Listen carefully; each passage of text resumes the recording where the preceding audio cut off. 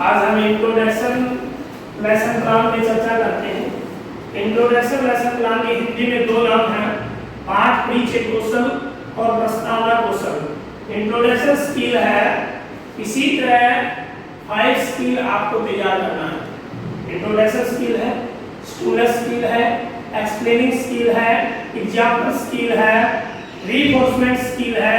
ये आपके जितने भी पेडागोजी सब्जेक्ट उसमें दिया हुआ। तो यदि यहाँ इंट्रोडक्शन लेसन प्लान आप थर्ड पेपर में कर लेते हैं तो आपका एक टॉपिक पेडागोजी क्वेश्चन में तैयार हो जाएगा। इंट्रोडक्शन लेसन प्लान में आप क्या करेंगे, सबसे पहले पीटीए रोल नंबर लिखेंगे। यदि आप हिंदी लैंग्वेज में लेसन प्लान बना रहे हैं या संस्कृत में बना रहे हैं या इंग्लिश में बना रहे हैं, उर्दू में बना रहे हैं, तो वहाँ लैंग्वेज का ध्यान रखना है। बाकी अदर सब्जेक्ट में किसी भी पेडागोजी में आपको कोई प्रॉब्लम नहीं, आप हिंदी यूज करें या इंग्लिश यूज करें, मिक्स भी दोनों लैंग्वेज यूज कर सकते हैं। तो सबसे पहले पीटीए रोल नंबर, छात्र अध्यापक रोल नंबर, आपका अपना कक्षा क्या रोल नंबर है वो रोल नंबर यहाँ लिखना है। फिर आप किस डेट पे लेसन प्लान बना रहे हैं ये आपको लिखना है, उसकी तिथि। फिर किस क्लास के लिए आप लेसन प्लान बना रहे हैं। माइक्रो लेसन प्लान में आप 6 क्लास से लेकर बीएड वाले 12th क्लास से किसी भी क्लास को ले सकते हैं, या 6 क्लास ले लीजिए। टाइमिंग माइक्रो का हमेशा 5 से 10 मिनट रहता है, मिनिमम 5 मिनट, मैक्सिमम 10 मिनट। इसमें आपको इंट्रोडक्शन लेसन प्लान एक्सप्लेन करना है, क्योंकि टोटल माइक्रो टीचिंग का जो स्केल है वो एडीएम स्केल 36 मिनट है और एनसीईआरटी भी 36 मिनट के माइक्रो टीचिंग स्किल पे बंद रहती है। तो फिर यहाँ pedagogy of Hindi, English, math, physical science अपने सब्जेक्ट का नाम लिखना है। उसके बाद टॉपिक, इंट्रोडक्शन स्किल में यहाँ टॉपिक को आपको 2 पन्ने रखना है, पहले नहीं लिखना है। यहाँ आने के बाद इस टॉपिक को लिखना है, ध्यान रखिएगा। पहले टॉपिक को आपको क्या करना है, छुपा के रखना है। फिर यहाँ सीरियल नंबर होंगे, क्वेश्चन नंबर 1 या प्यूपल टीचर एक्टिविटी जो आप पढ़ा रहे हैं, एक्सप्लेन कर रहे हैं, एग्जांपल दे रहे हैं, वो यहाँ होगा, या स्टूडेंट एक्टिविटी होगा। इस तरह आपको मिनिमम 5 क्वेश्चन पूछने हैं, 5-6 क्वेश्चन, 5 तो कम से कम 6-7 भी हो सकते हैं। अब यहाँ आपका सब्जेक्ट है, उसी के हिसाब से टॉपिक चेंज हो जाएगा। जैसे फॉर एग्जाम्पल हम हिस्ट्री का सब्जेक्ट ले रहे हैं, ठीक है, बायोलॉजिकल साइंस का भी हो सकता है, अपने अपने पेडागोजी के अनुसार लेसन प्लान बनाना है।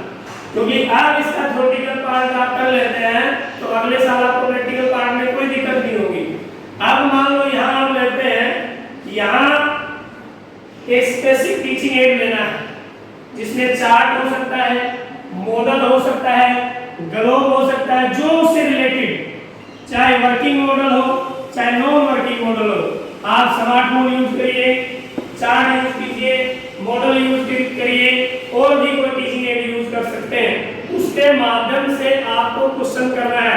जैसे पहला क्वेश्चन छात्र अध्यापक चार्ट दिखाते हुए या मानचित्र दिखाते हुए कहता है कि पानीपत का प्रथम युद्ध कब हुआ, तो क्वेश्चन नंबर 1 हुआ, तो पानीपत का प्रथम युद्ध कब हुआ, ये यहाँ क्वेश्चन रहेगा।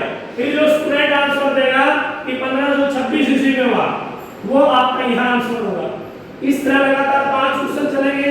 जैसे फिर सेकंड क्वेश्चन, पानीपत के प्रथम युद्ध किस किस के मध्य लड़ा है या किस किस के बीच में वह किसकी हार हुई, तो पानीपत का युद्ध किसके बाद, बाबर और इब्राहिम लोधी, तो बाबर और इब्राहिम लोधी यहाँ लिखेंगे। आपने सवाल किया वो यहाँ लिखेंगे दोनों।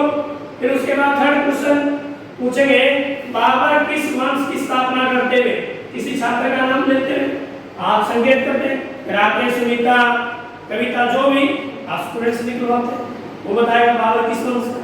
फिर जो उसने आंसर दिया वो आंसर आपको यहाँ पुट करना है। तो बाबर किस वंश का था, मुगल वंश का, और मुगल वंश की स्थापना भी की थी, इसलिए उसको शासक भी माना जाता है। 3 क्वेश्चन में। उसके बाद बाबर के बाद मुगल वंश का राजा कौन बना, बाबर का पुत्र कौन था, हुमायूं। तो यहाँ क्या लिखेंगे आप, हुमायूं, और यहाँ क्या लिखेंगे थर्ड क्वेश्चन, बाबर का पुत्र कौन था। इस प्रकार अगला क्वेश्चन फिर पूछेंगे कि हुमायूं के बाद मुगल वंश की स्थापना किसने की या सत्ता किसने संभाली, तो अकबर। तो यहाँ आप क्वेश्चन लेंगे अकबर।